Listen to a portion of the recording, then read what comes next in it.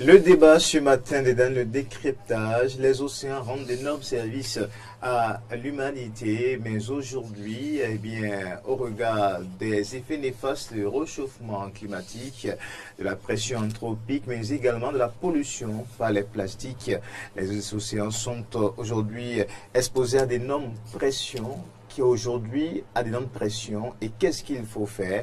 La communauté internationale, depuis plusieurs années, a lancé une journée de préservation, une journée pour penser aux océans.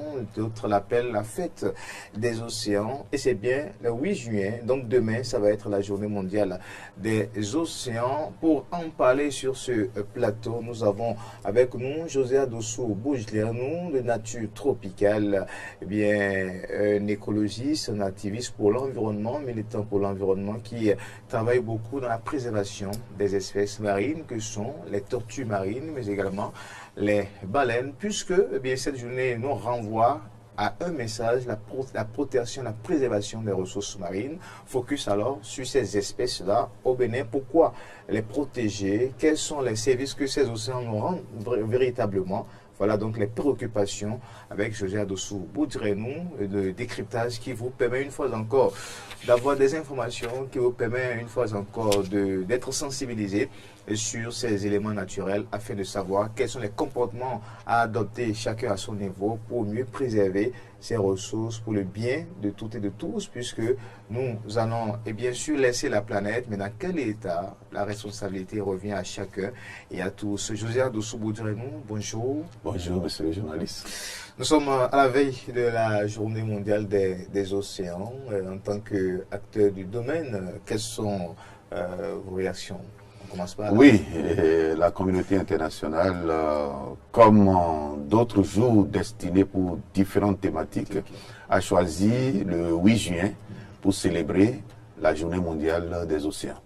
Et si on rapporte ça à la saison que nous avons présentement, depuis quelques jours, on a célébré la journée mondiale de la diversité biologique. Ça, c'était le 22 mai. Et maintenant, le 1er, c'était la journée nationale de l'arbre. Et le 5 juin, c'est la journée mondiale de l'environnement. Et maintenant, le 8 juin, la journée mondiale des océans. Vous savez, que ce soit la communauté internationale, que la communauté nationale dans différents pays, c'est des journées choisies pour sensibiliser, pour amener les gens à prendre conscience que ces journées, que ces produits dont on parle, que ce soit la biodiversité, que ce soit les écosystèmes et autres, et les espèces, ces journées sont choisies pour attirer l'attention de nous qui sommes les utilisateurs, ça veut dire l'homme qui est au-dessus de tout, de nous amener à prendre conscience que ces ressources sont pour nous, mais aussi ces ressources sont confrontées à certains défis et nous avons l'obligation de prendre conscience et d'agir plus tôt. Sinon, on regrettera plus tard la disparition de ces ressources. Mais c'est justement pour ça que, parlant des océans par exemple, vous êtes dans des activités de protection, de préservation, des tortues par exemple, et des baleines également. Bien sûr, bien sûr. Puisqu'on parle des océans et de leur contenu, des services qu'ils nous rendent, pourquoi justement vous intéressez, pourquoi aujourd'hui la thématique de la protection des tortues par exemple est encore une fois au cœur des échanges et des mobilisations au plan mondial? Oui, vous savez, c'est que des études ont montré dans différents domaines qu'il y a problème. Et la majorité des populations ou des autorités à divers niveaux continuent toujours à croire que tout est Dieu donné. C'est-à-dire, c'est Dieu qui a créé, ça va toujours exister. Autre. Oui, effectivement, c'est Dieu qui a créé les ressources qui sont là. Et c'est Dieu qui nous a créé nous-mêmes et qui nous a donné l'opportunité de les utiliser. Et c'est ça qui soutient la vie sur Terre. Ces ressources qui sont là pour nous. Mais si ces ressources disparaissent, l'homme n'aura plus sa place sur Terre. Et c'est dans ce sens que, quand nous prenons par exemple l'écosystème des zones humides, vous avez demandé pourquoi nous on a choisi de travailler sur cette thématique. C'est que on a fait des constats. En dehors de ce qui vient de l'international pour sensibiliser, c'est que quand on vient au niveau local, les constats sont là. Mais on est toujours surpris que des gens se disent que rien n'a changé. Non, les choses ont changé. Quand vous vous asseyez à côté des pêcheurs, par exemple, et vous leur posez la question de dire quelle est la situation en ce qui concerne la pêche aujourd'hui, ils vont vous dire ça ne va pas. Mais est-ce que c'est parce que ils ont besoin qu'on les appuie qu'ils disent que ça ne va pas? Non, c'est la réalité des choses. Avant, les gens trouvaient plus de poissons à pêcher dans nos océans. Aujourd'hui, il n'y a plus beaucoup de poissons.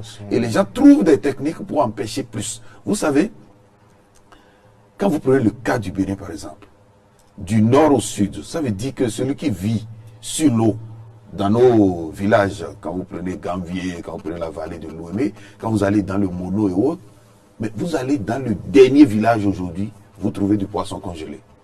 Même dans des villages où il n'y a même pas l'électricité, on vient vendre du poisson congelé. Mais ça vient d'où? La plupart, sinon à 90%, ces poissons congelés viennent de la mer. C'est des poissons marins. Mais comment ça se passe? C'est que à partir de cet temps, les gens ont fait des recherches et ils ont constaté que le stock est en train de diminuer. Et la diminution du stock est due surtout au comportement de l'homme, c'est la surexploitation qui fait que le stock est en train de diminuer partout au monde. Et là, il fallait trouver des stratégies pour la gestion durable de ces stocks. C'est comme ça, à différents endroits, ils ont créé des aires protégées, des espaces protégés, comme on crée des parcs pour garder le lion, l'éléphant. C'est comme ça qu'on crée des réserves en mer pour garder encore des zones de frayère, c'est-à-dire là où les poissons peuvent se multiplier, les mammifères marins, pour leur conservation, pour que quand ça sort, les populations puissent beaucoup en profiter. Mais deuxième stratégie, c'est que la plupart de ces poissons que nous consommons, qui sont congelés, la plupart c'est des poissons élevés. Ce n'est pas des poissons qui viennent, c'est sur le plan d'eau, on va pêcher quand on veut. C'est des poissons élevés. Ça veut dire qu'il y a des fermes qui sont installées, qui sont sur de ces plans d'eau dans nos océans et qui sont exploités pour nous fournir encore de poissons. Mais le danger qui se pose, c'est que quand on peut créer une ferme, vous devez amener tout d'ailleurs. Les poissons sont dans le milieu naturel en profitant de l'eau, mais c'est pratiquement l'eau simplement. La nourriture, vous devez amener. Et quand il y a des problèmes de santé, des problèmes de maladie, c'est qu'on amène des produits chimiques, je dirais, des médicaments pour traiter. Et tout ça là, ça pollue. Maintenant, ça là, ça se fait dans un milieu naturel et qui est public. Mais ce milieu, même si on donne des autorisations à des gens pour élever des poissons, c'est que ce milieu, il n'y a pas de frontière avec le milieu où les bateaux passent. Et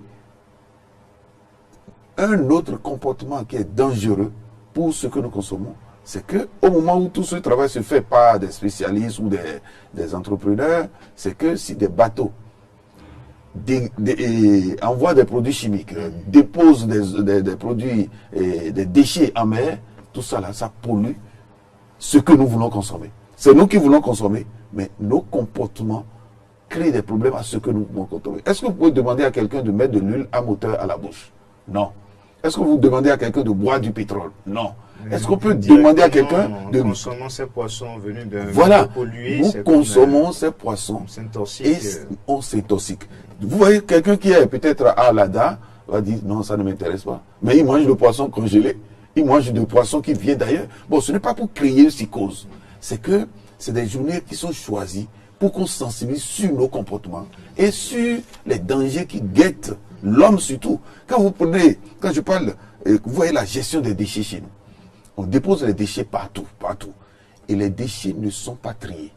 Ces déchets se retrouvent dans nos cours d'eau. On les voit à côté. Vous avez le cas de Dantokpa, par exemple, et autres. Mais quand vous voyez ces déchets, et ces déchets se retrouvent après en mer, regardez dans ces déchets, par exemple, les gens font des teintures, le produit utilisé est directement jeté dans l'eau. Tout ce qu'on trouve de choses, on peut venir le laver dans l'eau. Tous les déchets que nous déposons, vous avez des piles, des batteries, des trucs toxiques que nous connaissons nous-mêmes. On pense que la mer, c'est le dépotoir. On peut jeter là-bas. Les plastiques, tout flotte en mer. Et ça a des impacts négatifs sur les espèces marines, sur d'abord l'écosystème, mais aussi sur les espèces qui y vivent. vous avez posé la question, pourquoi on a choisi le cas des tortues, par exemple. Le cas des tortues, c'est dit, c'est connu. Quand vous voyez les pêcheurs, hier j'étais à la plage et j'ai vu, il y a des espèces aquatiques qu'on appelle des méduses. Des animaux décriés par les pêcheurs. Parce que les méduses, dans les zones où il y a plus de méduses, il n'y a pas de tortues.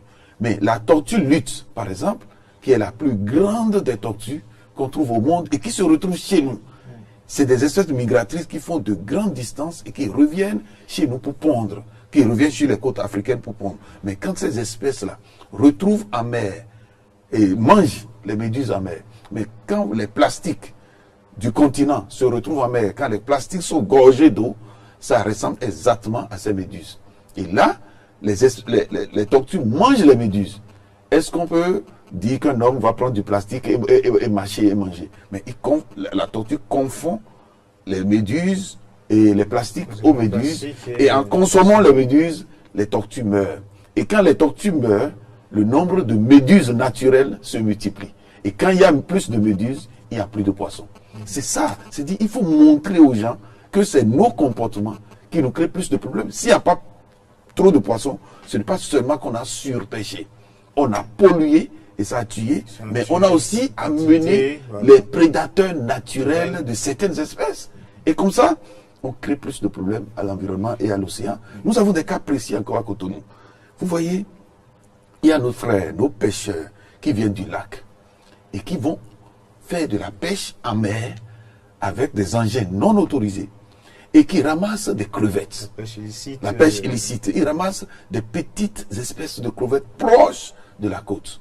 Alors que ces espèces attirent plus de poissons parce que nos pêcheurs n'ont pas de grands moyens pour aller très loin pour pêcher. Mais la présence de ces espèces de crevettes proches de la côte attire des prédateurs qui sont des poissons et normalement ces poissons sont pêchés par nos pêcheurs. Mais maintenant, quand vous ramassez tout ce que les poissons vont manger, les poissons vont venir manger quoi? Et là, ça crée des conflits. Alors que c'est des aspects qui sont réglementés par aujourd'hui la loi cadre sur la pêche. Mais malheureusement, mais avant, pour le cas des tortues, je reviens à ce cas. Est-ce qu'aujourd'hui ces espèces sont en voie de disparition? C'est des espèces menacées? C'est dans quelle catégorie aujourd'hui? Bien sûr, bien sûr. Il faut comprendre. Nous avons 4 espèces de tortues. Nous avons la tortue lutte, c'est la plus grosse dont je parlais tout à l'heure. Mais nous avons la tortue olivâtre, c'est une tortue plus petite, mais qui pond le plus au Bénin. C'est ça qu'on retrouve le plus. Mais nous avons la tortue verte, par exemple. Vous savez qu'à Cotonou, 365 jours à l'année, vous pouvez voir ces tortues. Et là, la tortue imbriquée que vous voyez, c'est une tortue magnifique, mais qui ne pond pas au Bénin, qui est très menacée au Bénin. Nous parlons des océans. Cette tortue, par exemple, c'est dit, a des écailles sur le corps. Et quand cette tortue passe dans l'eau, nos cours d'eau sont, c'est-à-dire la mer côtière est polluée. Tout à l'heure, on parlait de la pollution qui vient de l'homme, mais aussi il y a une autre pollution dont on ne parle souvent pas, c'est les filets abandonnés en mer. Parce que quand les filets s'accrochent au rocher, ces filets sont emprisonnés et le pêcheur est obligé de laisser. Nous avons sensibilisé les pêcheurs un jour en leur disant, mais quand vous tuez les tortues, ou bien quand vous abandonnez vos filets en mer, le filet, vous ne le voyez pas, mais le filet continue à pêcher, et qui ne sert à personne. Ça tue des tortues, ça tue des requins, ça tue des poissons, mais ça ne profite à personne. Et là, ces filets, il faut, quand vous avez l'occasion, en tirant, en faisant la pêche, vous retrouvez des filets, il faut sortir les filets de l'eau. Mais quand vous abandonnez, c'est vous qui perdez. Et ces filets-là attrapent des tortues, attrapent des espèces qui ne servent à personne.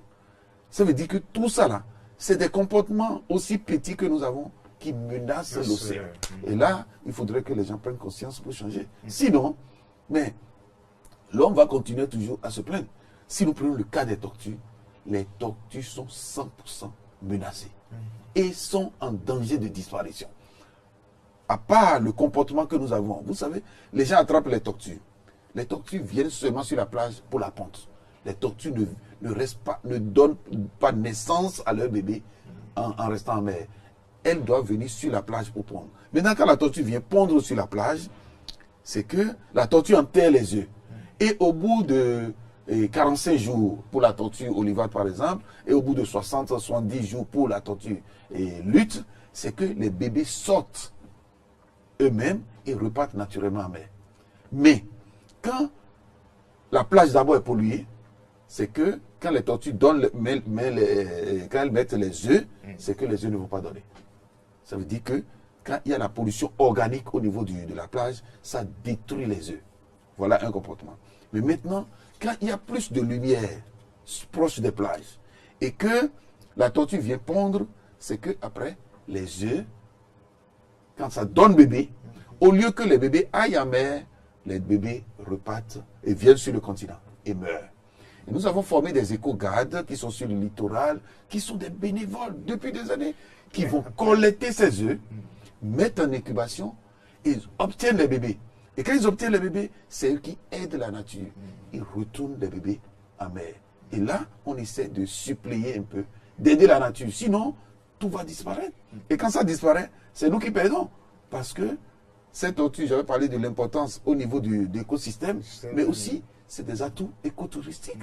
Oui, mais justement aujourd'hui, avec le développement des activités humaines, surtout sur le trait de côte entre Cotonou et Ouidah et Grand Popo, avec ce vaste projet de route des pêches, est-ce que, en tant qu'acteur de la société civile, vous avez pu faire le plaidoyer nécessaire pour qu'au niveau de l'étude préalable, les conditions nécessaires soient créées pour que cela n'influe pas justement sur la biologie? Vous voyez, c'est dire dans aucun pays, on ne peut refuser le développement. Mais le développement doit rester durable. Le Bénin a pris de grands engagements et positifs parce que le Bénin, d'abord, est parmi les premiers à signer les conventions.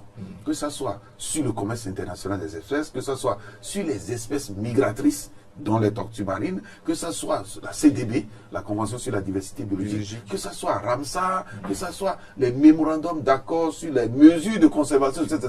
Le Bénin a ratifié tout.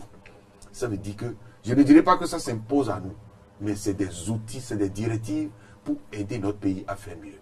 Et vous savez, au Bénin, nous avons la loi cadre sur l'environnement, qui a déjà tout dit. Il n'y a pas ce sujet pratiquement qu'on va rechercher aujourd'hui et on veut réglementer. Et la loi cadre n'avait pas déjà donné quelques mots sur ça. Mais c'est reste sur papier. Voilà. Dans les pratiques. Voilà. C'est dit que si c'est en matière de législation, d'outils, tout est là. Mais maintenant, c'est voir comment on les applique. On les applique dans le bien de la population et dans le bien de l'environnement. On ne l'applique pas pour un politicien ni pour un activiste, non. Vous voyez, le projet dont vous parlez, selon la loi cadre sur l'environnement, c'est que tout projet de développement doit faire objet d'une étude d'impact environnemental. Une étude d'impact environnemental, ce n'est pas pour dire que le projet ne va pas s'exécuter. C'est voir quelles sont les implications au niveau social, au niveau écologique, au niveau financier même. Ces documents doivent être réalisés. Et quand c'est réalisé, les études doivent être validées au niveau de l'ABE. Et quand les études sont validées, il y a une étape. Et au Bénin, on ne fait pas attention à cela. C'est quoi? Quel que soit le projet, je suis propriétaire d'un domaine, je suis quelque part, quelqu'un vient installer une usine. Le jour où on fait l'étude, la validation de son document, c'est lui qui a fait son projet, mais il veut installer une usine à côté de moi. On doit m'appeler pour m'écouter et pour m'informer de ce qu'on veut faire à côté de moi. Et que si j'ai des appréhensions, si j'ai des idées, consultations, je dois donner des informations. Pas pour empêcher le projet, mais pour que on puisse améliorer, qu'on puisse trouver des solutions à l'avance. Ce n'est pas quand les problèmes vont se poser. Identifier les problèmes potentiels et chercher des propositions, des solutions. Et c'est ça qu'on appelle le plan de gestion environnementale. C'est la même chose, selon la loi, pour les projets individuels, pour des entreprises, mais pour la même chose pour l'État. Notre État peut être plus sérieux si les lois que nous prenons, nous les respectons. Les lois ne sont pas pour nous empêcher de se développer. Les lois sont réfléchies, sont rédigées pour aider à ce que on réduise les impacts. Et là, les projets dont tu parles, les études doivent être réalisées. Les études sont réalisées selon les informations qu'on a. Les études sont validées. C'est très bien. Mais ce qu'on n'a pas vu, c'est ce qu'on appelle l'audience publique. Vous voyez, il y a de très grands travaux qui se font aujourd'hui, qui sont très intéressants pour le développement. C'est beaucoup apprécié. Mais est-ce qu'on a fait l'audience publique? Ce n'est pas pour retarder le processus, mais l'audience publique consiste à quoi? Informer les riverains de ce qu'on veut faire et les rassurer que c'est pour leur développement, c'est pour améliorer leur cadre de vie. Mais maintenant, s'il y a des appréhensions, s'il y a des choses qu'on pense, c'est des contributions. Dit, ah, si on fait ceci, ça risque de faire ceci plus grave demain. Et là, même si on ne peut pas empêcher, on dit en cas de, voilà ce qu'on va faire. Prenons la route des pêches. L'inquiétude de la société civile et de beaucoup de gens, la route, c'est le développement. Vous voyez, quand on a mis la route des pêches, il y a des gens qui évitent même la route de Pau aujourd'hui et passent par la route des pêches parce qu'ils veulent vivre le vent marin. C'est très bien. On veut plus quand le tourisme va se développer. Mais le danger, c'est quoi? C'est que avec tous les plans qui seraient établis, et nous n'avons pas les documents, nous n'avons pas les informations, c'est que si cette route va impacter négativement la mangrove, on va se dire, mais pourquoi on a signé des engagements internationaux pour dire on protège les mangroves? Et on va détruire les mangroves éventuellement parce qu'on n'a pas vu les plans. Mais maintenant, c'est que nous avons toujours dit, vous êtes en train de parler de l'océan, nous parlons des tortues. Une menace grave sur les tortues, c'est que si cette route est vraiment destinée à ce que des grands camions puissent passer sur cette route, c'est que ça aura un impact négatif sur les tortues. Parce que les tortues ne restent que la nuit, ne viennent sur la plage que la nuit. Et quand il y aura des gros camions qui passent à cet endroit, les tortues ne viendront pas. Ça, c'est un. Deuxièmement, c'est que quand vous avez comment vous appelez ça? Quand on va installer sur cette route des lampadaires, par exemple, en mettant des lampadaires, c'est que les tortues qui viendront, si les tortues venaient pondre les œufs, et il y a des lampadaires le long de la route, à la naissance des bébés, les bébés viendront sur la route au lieu d'aller en mer. Et tous ces bébés-là vont mourir. Ça, c'est des études qui ont donné des résultats ailleurs. Mais des solutions existent. Nous travaillons avec une ONG brésilienne qui est très impliquée dans la gestion des projets au niveau costal. Et nous avons vécu des expériences. Le Brésil, c'est en Amérique du Sud et c'est de l'autre côté de l'Atlantique. Et nous sommes aussi sur un côté de l'Atlantique. Et en matière des tortues marines, vous savez, les plages les plus connues où ces tortues viennent pondre, c'est que ces plages, quels que soient les projets de développement, on prend en compte dans le cadre du plan de gestion environnementale ces aspects. Et comme ça, moi j'ai visité au Brésil des endroits où vous voyez des hôtels comme les plus grands hôtels que vous allez voir à Cotonou. Vous voyez de grands hôtels à moins de 100 mètres de la plage. Mais la nuit, il n'y a pas une seule lampe allumée de l'hôtel pour qu'on voit. Le dispositif est fait de telle sorte que l'hôtel qui est là, c'est pour le développement, mais ça n'impacte pas négativement la biodiversité et les tortues. Et là, l'État est en train de travailler pour la création des zones, des sites balnéaires. Mais effectivement, des sites balnéaires, on peut venir nager, on peut faire son plaisir et autres, mais quand les ressources marines résistent ou bien existent encore dans la zone, c'est plus d'attrait. Ça pourrait attirer plus de touristes. Et avec le travail que nous faisons avec les Brésiliens aujourd'hui, et pour échange d'expériences et autres, vous savez, c'est des actions qui ont commencé à 30 ans, 40 ans, et les résultats sont là aujourd'hui. Mais si nous ne commençons pas aujourd'hui, les résultats vont venir quand? C'est pour cela qu'il est très important que dans le cadre de la réalisation de ces infrastructures, qu'on tienne compte de l'environnement. Et c'est ça qui est le développement durable. Si on ne tient pas compte de l'environnement, on va faire les travaux, mais l'impact négatif, on ne pourra pas régler. Avant de boucler rapidement, nous savons que l'homme a ce comportement étant un prédateur. Est-ce qu'aujourd'hui, est-ce que vous continuez toujours d'observer ce type de comportement quand les tortues apparaissent, on préfère les tuer rapidement? Est-ce qu'il y a toujours ces genres de comportements? Oui, moi je crois, c'est qu'on n'est pas encore à 40%, 30%. Le comportement de tuer la tortue immédiatement existe toujours dans certains villages. Et il est important. Vous savez, le Bénin a 5 communes sur le littoral. Il est important aujourd'hui que nos actions soient prises en compte dans le plan de développement local, au niveau de chaque commune. Je peux citer Sémé, Cotonou, Abomey-Calavi, Ouida et Grand Popo. Si au niveau de ces communes, les mairies se disent, dans notre plan, nous, prenons en compte la conservation des tortues, ce n'est pas pour nature tropicale. Parce que quand vous prenez en compte cela aujourd'hui, d'ici 5 ans, 10 ans, vous allez en tirer profit. Et là, c'est que des actions de préservation des tortues, d'abord l'application de la loi au niveau local, si ça commence, moi je dis aujourd'hui, quand des gens continuent à attraper les tortues, personne ne dira encore au Bénin aujourd'hui, on n'a pas été sensibilisé. Les gens ont été sensibilisés, les gens savent. Avant, on venait sur les pavés, il n'y avait pas de pavés, on venait à Sphingirosset pour vendre les tortues. Aujourd'hui, on ne peut plus voir ça. Ça veut dire que les gens savent que si tu présentes une tortue et dans le sens que tu veux vendre, tu peux être arrêté. C'est déjà très bien. Ça veut dire que les gens prennent conscience, mais les gens continuent à tuer clandestinement. Et moi, je demande à l'autorité, aujourd'hui, nous avons la police de proximité dans les arrondissements, n'importe qui. La Constitution du Bénin dit en son article 27, tout citoyen a droit à un environnement sain et durable et satisfaisant. Et il a le devoir de défendre. Ça veut dire que si quelqu'un est sensible à la protection des ressources marines dans les tortues, et il voit à côté de lui que quelqu'un attrape une tortue dans le sens, c'est pour moi, je peux tuer. Simplement appeler la police à côté. Dénoncer. Ce n'est même pas, aujourd'hui, ce n'est pas se dénoncer, se cacher. Informer la police locale, informer les forestiers, informer les autorités locales. Encore qu'à certains endroits, elles sont complices. C'est elles qui disent, c'est nos électeurs. Non, on ne peut pas continuer à vivre parce que c'est nos électeurs. Comme ça, là, la ressource va disparaître, alors que la ressource a des perspectives pour nous. C'est que quand nous protégeons, demain, on peut en tirer profit. Nous avons travaillé avec des éco-gardes sur tout le littoral. Et aujourd'hui, on est devenu même, les éco-gardes sont devenus même nos concurrents. Et ça nous fait plaisir. Parce que nous avons travaillé dans la responsabilisation des éco-gardes. Nous avons dit, si ça marche, c'est pour vous. Si ça échoue aussi, c'est pour vous. C'est la responsabilité de l'État de protéger. L'État a déjà pris les tests.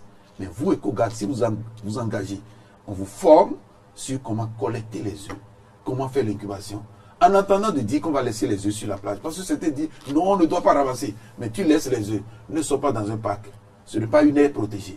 Le dernier qui passe, à partir de 19h, il va encore déterrer quand l'éco-garde n'est pas là. C'est pour ça qu'on met les œufs en sécurité et nous avons des cas de 99%, 95% de taux d'éclosion.